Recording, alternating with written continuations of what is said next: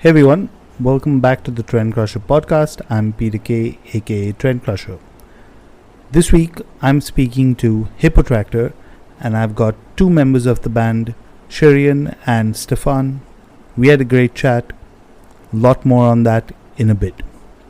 The Black Dahlia Murder are back. I was really excited when I heard that there would be new music from the Black Dahlia Murder, and it's here.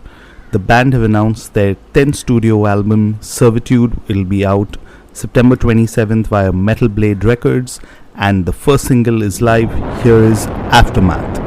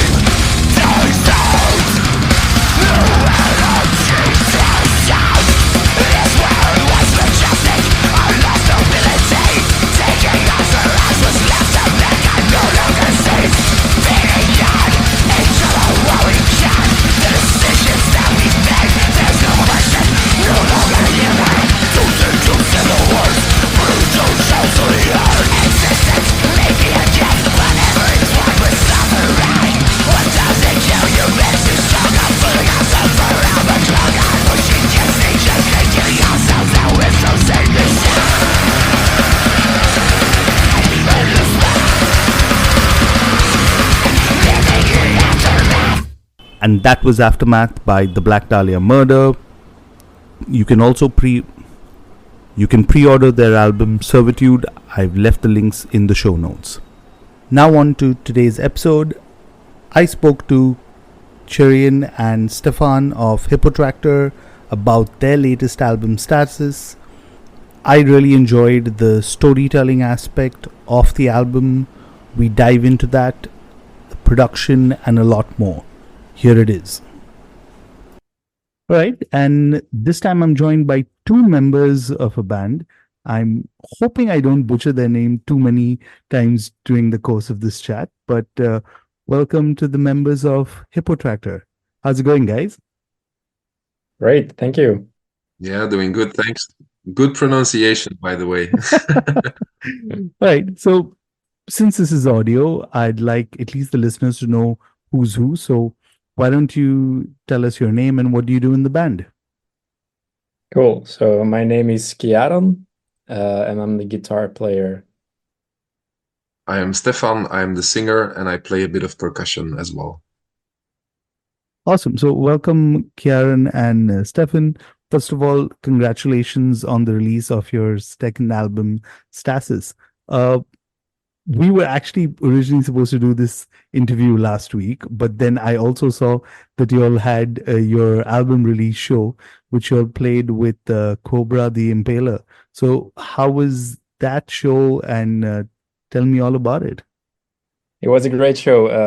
It was in probably the most iconic venue we have in Belgium, the Ancien Belgique, which is I think we played in what's called the box, which is the the big hall, but in a slightly dimmed capacity. So that means instead of, I think it's about 2,000 for the full one, we played for about 800 people. But still, that's to us anyway a lot. It was very fun to see so many new faces and so many familiar faces. Yeah, it was just a total blast. Like the vibe was great. We played a great set, I think. So yeah, all around great vibes. I want to go back. I mean, I caught a couple of pictures that you all posted on Instagram, and that looked like a pretty big crowd. So I didn't realize it would be that many as 800. But one of the things I managed to do, and I don't think you all realized it, but I actually hopped on the Bandcamp listening party that you all did last week before Oh, great. the album thing. And it was so much fun. I mean, I've been on a couple and they are pretty dead of sorts. I mean, it all depends on how much the band also promotes it, I guess. But what was particularly interesting is just to see like the interaction everyone had. All of you also kind of piped in. But I personally was very surprised by through Bandcamp, and I don't know if they had this feature earlier, but you could actually see the people buying merch and buying CDs right at that. And I felt that that's a huge value add, really. Was that the first time you all were using that feature? What did you all think of the entire activity that you all did last week? Yeah, that was super fun. With Meridian, our first record, we did something similar, but we did it through Discord, so that didn't have the option to buy straight away. So doing it through Bandcamp this time was yeah, really fun. And like you said, it's crazy to see so many people immediately buy the album when we're listening. It's really thankful for us to be able to hear people's first reactions, to see how not only the songs feel, but also the progression of the album, to see that people didn't lose their attention halfway through or something like that. So it was a really, really fun thing to do. Yeah, I particularly enjoyed that, and especially considering like the time difference and stuff, it worked out at a pretty good time in India for me also. But I want to kind of double tap and get into stasis, right? Reading up on it, it's the Greek word for stoppage. And from what I'm reading, this is kind of like a warning to human nature, right? And one thing, I was having a chat with my friend and I had sent him the album. He said he really enjoyed like the aspect that you all were using storytelling through music, right? So that totally stands out. Uh, and I know that this album, at least from what I've read, is a continuation of the story of Meridian. Was this something that you all had planned earlier, or kind of like decided, okay, since that kind of worked the entire storytelling on Meridian, let's continue it on Stasis? Take me through that entire process that you all had while working on this album. Well, whilst writing Meridian, so for any of you who don't know, I write the instrumental tracks first, and then I send them to Stefan, who does all of the vocal arrangements. So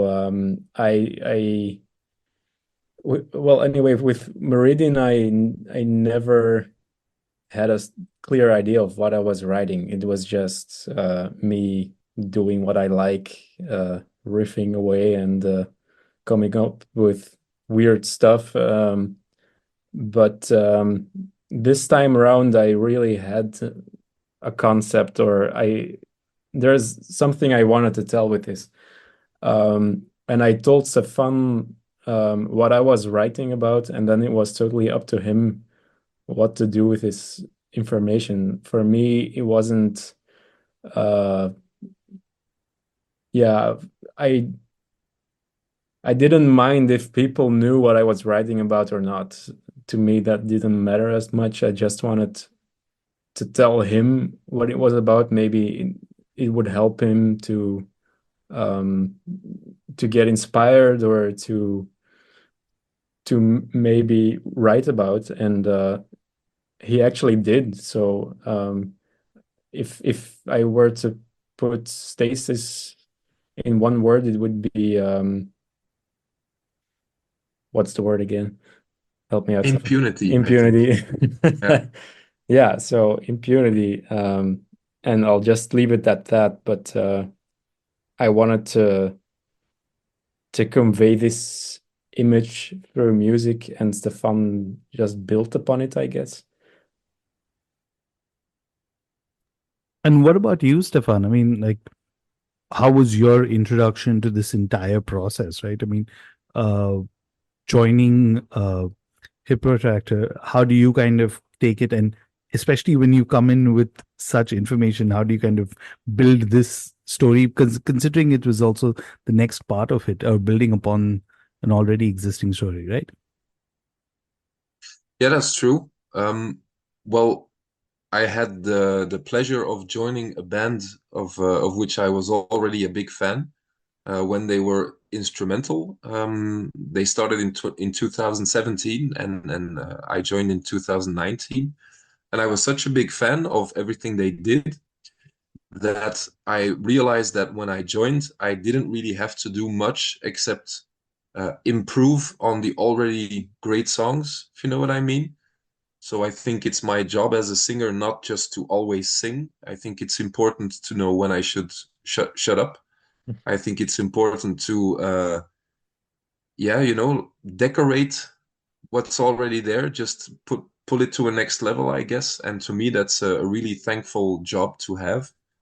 The first concept for Meridian, I came up with myself, but now it was interesting to have an idea from Chiaran, who that kind of started everything. I thought it was a really cool challenge to incorporate that idea into this whole fictional world we have created, and to actually reuse the same protagonist and put him into a new world, this time for the first time ever surrounded by other humans.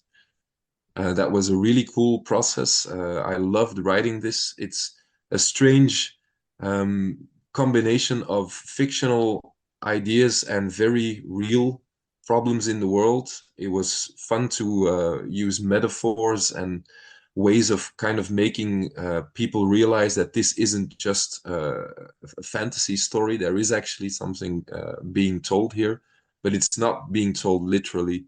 So it was super fun to write this album, and the first one as well. So one of the things I definitely want to do at this point is play a track. And Chiaran, since you said you kind of write most of the music, if you could kind of jog your memory and go back to the entire process, what was the first song that you kind of wrote, or kind of came up with the initial parts where you realized that this is going to continue the story, that kind of really boosted your entire writing process to where we hear it now on Stasis? It's funny, actually. Descent, which is the first song on the album, was the first one I wrote. And it was finished before Meridian was released. So to me, Descent really feels as a continuation of Meridian, but not exactly what I wanted with this record after a while. So I wrote Descent, then Meridian came out, then we started playing live shows, or more live shows, and pretty much everything that comes after Descent was my new vision, so to speak. Okay, wow, that's an interesting thought that you've left us with. So, for all our listeners who haven't heard the album as yet, Here's Descent.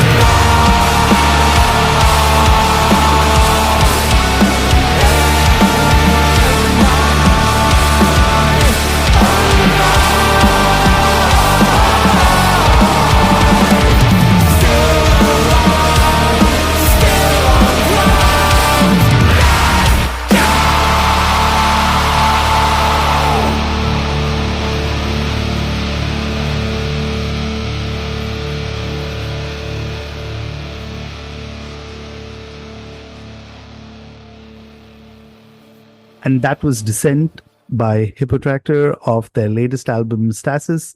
And I've got a couple of members of the band, and let's dive more into it, because here you left us prior to me playing the song on the part that, it also created this new kind of sound for the band. And one of the interesting things I found is actually you're responsible for the production.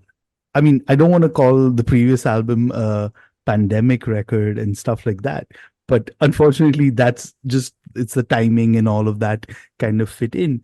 But you also touched upon playing live.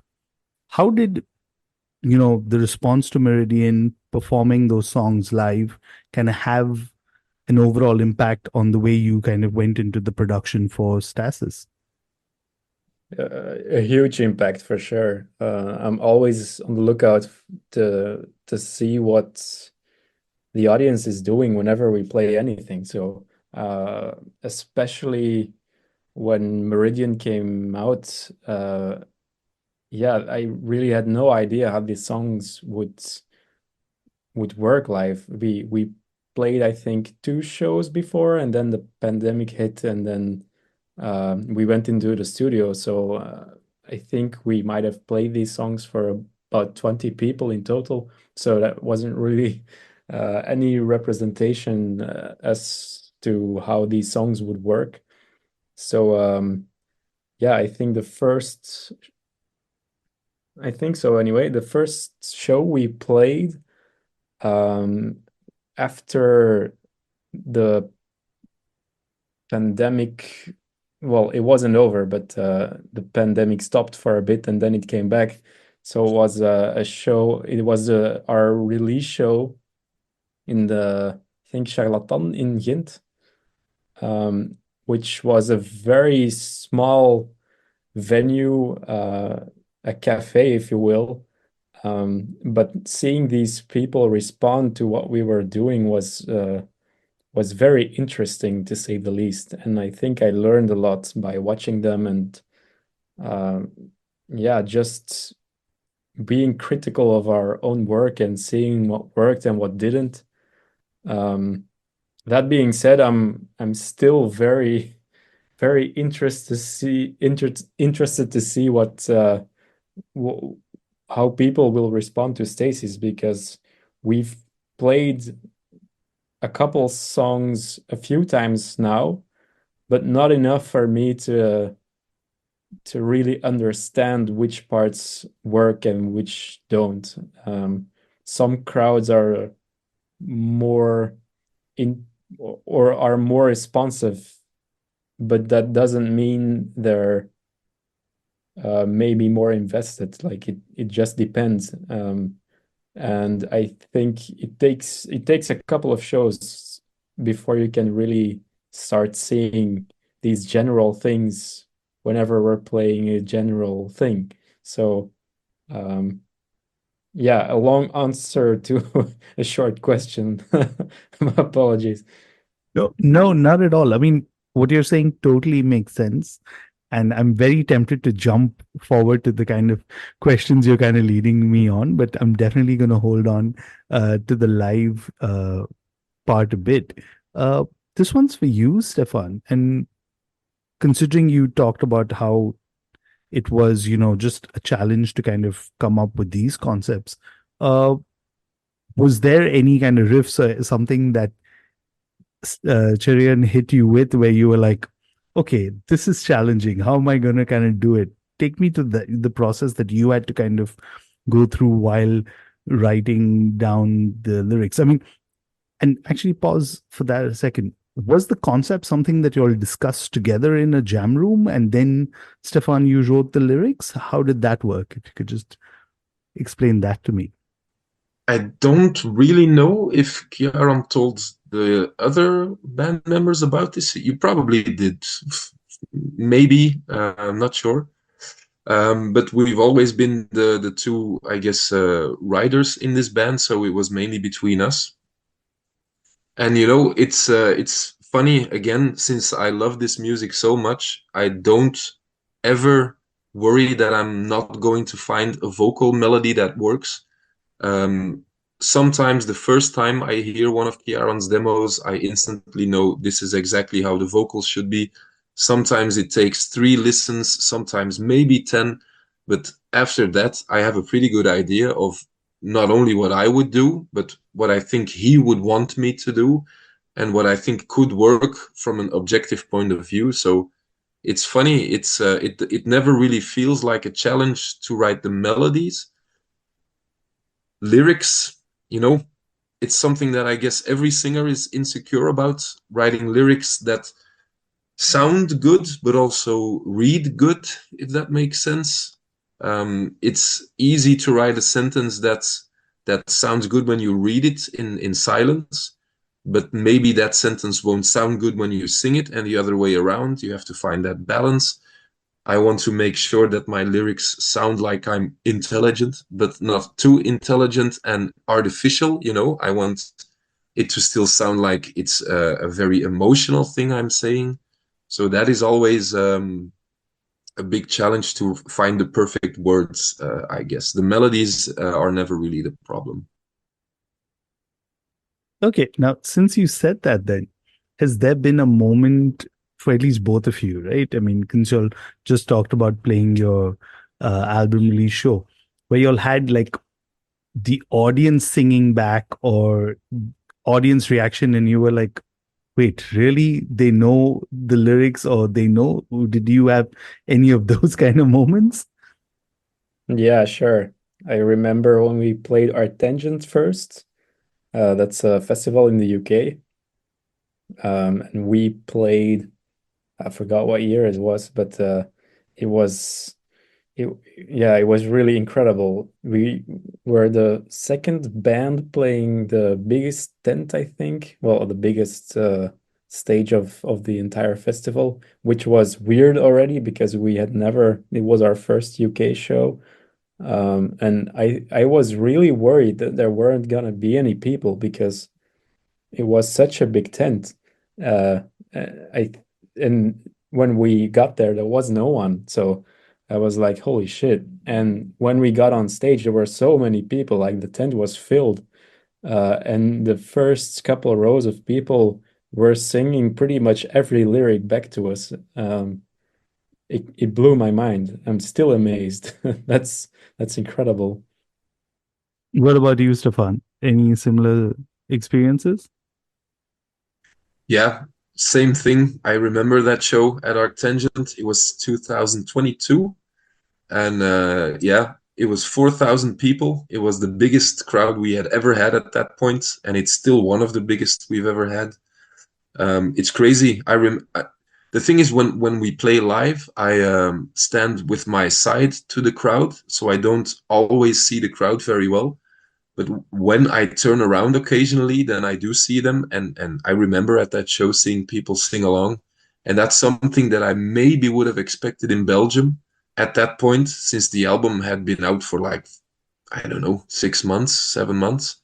But to see that in the UK for the first time ever was crazy. And yeah, now whenever we play a show and you see someone sing along as a singer, that's a huge compliment, of course. Yeah, I mean, also, I think the reason I asked is just this past weekend, I watched Carnival perform here in India, and I dubbed that gig karaoke with Carnival, because just everyone was singing along, and you could just kind of see the band just like soak that in, like everyone singing along in like an entire choir of sorts. And I don't know if it was by design or what, but just after midnight they played New Day, and I've Nice. got like a couple of videos of that, just everyone singing back to them. So yeah, that I was just trying to understand from a band's perspective what it's like, right? And you also spoke about the lyrics, because I feel, yes, of course, as most creative people, you have insecurities about stuff, right? But then the moment you release it, it's somebody else's, and they've kind of made it their own. And I think someone singing back to you is, I think, one of the most beautiful things I can imagine there. But Yeah. since we're talking live, you guys, I noticed, have quite a bit of live shows in front of you for the next few months. You'll are doing festivals. You'll have got the Pelagic Festival in August. You've got a tour with Pinch and Sugar Horse in October and November. So let's start sequentially, right? And I've already actually spoken to Hiroshima, who are your label mates at Pelagic. So they're really looking forward to that. And tell me what's your, I mean, first of all, your experience with Pelagic, what's that been like? And what are you looking forward to meeting or experiencing, seeing the other bands at the festival? Yeah, Pelagic is great. It's a real honor to be a part of the label with such great artists. I remember before we ever got signed to anything, I was making a list of all potential labels I would like to be a part of, and Pelagic was always number one.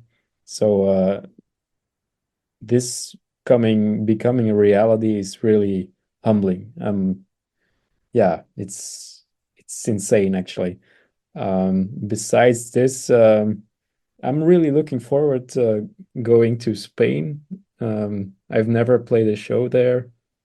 I've never done any flying shows, so instead of taking a van and driving there, we're taking a plane. I think it's a bit scary as well because I'm not sure what with the instruments and if there are people gonna be throwing with them or anything. So that might be a thing, but yeah, I'm stoked really. It's gonna be a great ride, I'm sure. Yeah, I agree. The beautiful thing about Pelagic is that, well, besides the fact that they only have great bands, is that most of the people who work there are in bands, are musicians. So it's a label that is by musicians for musicians, you know. It's there is so much respect and love and admiration between all of the bands. Robin, the label manager, Paul, who helps us out with so many things. It's really fun working with them because they know exactly what it's like to be in our position. They know what they want from a label, so they can provide this for us, and that's a great thing to have as a label, I think. Yeah, totally. I mean, like, I also managed to catch the Ocean a few years ago when they were in India. And that was one Oh of the yeah. things when I managed to speak to Robin about. He was telling me about just the label and trying to figure out stuff for the label in India itself, right? And you don't really see that. And I mean, they're great guys, all of them. I think they really enjoyed themselves here in India when they played. They even actually shot a video, which is really cool when they came down. But going back to what you said, right, Shirian, and so, not to scare you, Sharian, but another common band, again from Pelagic, Bear, they performed here in India in December. And that turned out to be a bit of a strange show for them because I don't know if you saw what happened to Jamie. Oh yeah, you did see that, right? Okay, so I'm not going to repeat that. But He listen, told me. in the end, he managed to get his guitar, right? That's the most important thing. And I loved how they Yeah. kind of did this entire story on social media because even when I met them, I was like, "Did you get it as yet?" And he's like, "No, man." So I was like, "Wow." When you hear such stuff, it does kind of play on your mind. But I'm pretty sure like everything will go smoothly. Uh, I've actually heard the Pinch album. I've managed to get an advance copy of that. That's out in a few weeks. Considering you're doing a kind of longer tour, what are your thoughts on both Sugar Horse and Pinch? Yeah, I have to admit that I haven't really checked them out in much detail. I know of them, but I still need to kind of get a feel for their music. So I'll get back to you on that one. They do seem like really amazing people, though. So I'm really looking forward to the show. I'm a fan. I also must say I haven't heard entire albums just yet, but I know them. Well, I checked Sugar Horse a couple of weeks back, and they have this really grungy thing going on, which is something I enjoy, and I it's interesting hearing them. Their well, I'm not sure what it was, but one of their last releases for sure. It really took me back to the grunge era and things or sounds and textures I hadn't heard for a bit, but in a totally new way. So that was something I enjoy, and I'm also a fan of Conjurer, of course, and that's something like that. And I'm not sure how to pronounce their band name. Is it Pinch or is it Pan, I as we mean, would say in I'm Dutch? I'm calling not. it pinch. I don't know. Maybe we'll find out once I speak to them also. I heard all sorts of different pronunciations, so I'm not sure, but I'm a fan as well. So I'm looking forward to meeting everyone in person. They seem like a lovely bunch for sure. So yeah, Great. And since we're on the topic, right? I'd love to know if, in addition to doing all your music and other stuff, does it leave a lot of time for you to check out, like, say, any current releases or new music? I try to.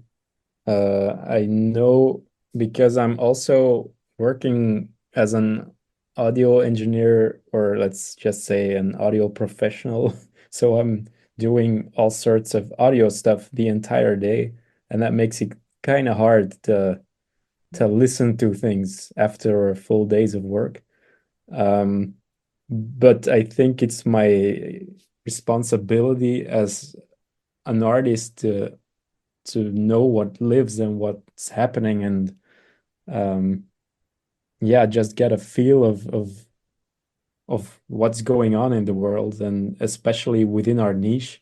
So yeah, I do this. I take my time and I try to plan moments where I'm just gonna listen to a new album of something I haven't heard before. I also believe I fervently try to not steal any music or not steal anything from my fellow musicians, in the sense that I never want to be like, oh, remember this great song of this great artist? I want to write this and then make a sort of lesser copy of it. That's not the way I want to work. So, but I do think that subconsciously I'm stealing these things, um, but I'm not actively doing this. So I mean, if I listen to new music, I'm sure if there's something interesting going on, this will be something that lingers on and something I can do something with in my own songwriting. But by the time I'm gonna use what they've done, it will be so, yeah, it will have taken on a new life of its own, and I will use the creative concepts, but not the creativity itself, if that makes sense. No, I get what you mean. And I was wondering where you were going with stealing music, but I kind of got the point there. But if you want to kind of give a quick shout out, any kind of new artists, any new bands that you heard that kind of took you by surprise or that you'll have really enjoyed? Well, the first thing I'm thinking about is a band called Herod, which is also on Pelagic, and their latest album. That sadly they stopped, but man, when this came out, holy shit, it just blew my mind. And just the way it sounds, the way the riffs are flowing, yeah, that's one for sure. And I recently discovered a band named Vulcan. I think they're Swedish. Yeah. And their latest album. But this album, my God, when I heard it, I was like, this is everything I want in my life. Like, damn. They stole a piece of my brain and I just put it to music, and that was just Technatura is the album name. Okay. God, yeah, I have a very particular taste, if I say so myself. So I don't enjoy a lot of music to its full potential, I think. It has to be just right, and this album is just right. You should check it out. It's great. Awesome. Stefan, any bands you really enjoyed lately? Yeah, not many big surprises, I guess, but obviously the new Cobra the Impaler album is fantastic. I've been listening to that a lot since it came out last week. A few albums last year, the new Humanity's Last Breath album was insane, as they always are. That was crazy. And for the rest, I am kind of I'm one of those people who gets stuck a lot in listening to the same things. I do try occasionally to dig into new music, but yeah, I have a bad habit of just going back to the stuff I like a lot. But there are some albums I'm really looking forward to in the future, and I've had some sneak previews. There's a Belgian band called Potamus, a new album coming out probably next year, and Chiaran mixed it as well. The things I've heard from that are insane. So yeah, Cobra the Impaler, Humanity's Last Breath, and Potamus. Check them out. Awesome. So I guess that helps that you have Kiaran giving you some previews. But okay, before we say goodbyes and we have a shout out final for all our listeners, uh, Stefan, you want to pick a track that you want all our listeners to hear from the album? Sure, I'll take my favorite track, which is the last track of the album, The Reckoning.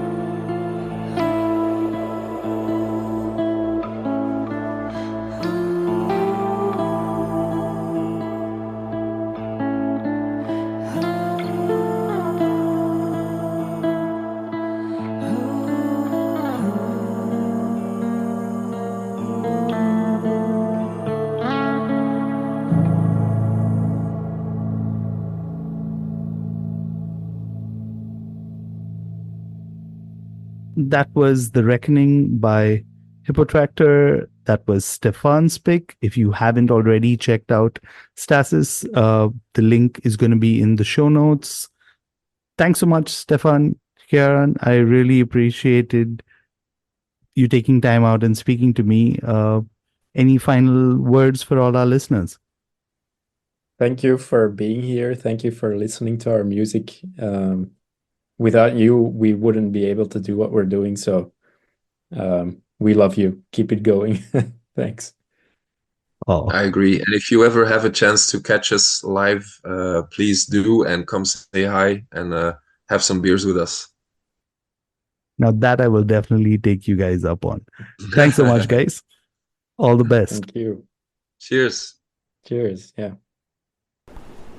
And that was Chiaran and Stefan of Hippotraktor. Hope you enjoyed the singles that I played off the album. If you did, do check out the link in the show notes on how you can pick up a digital or physical copy of the album. Before I sign off, do hit subscribe on the podcast platform that you're listening to, or follow me on my social media. Just search for Trendcrusher on any social media platform. I've got quite an exciting episode coming up next week, so stay tuned for that. I probably will put out a teaser in the next few days. Until then, see you soon.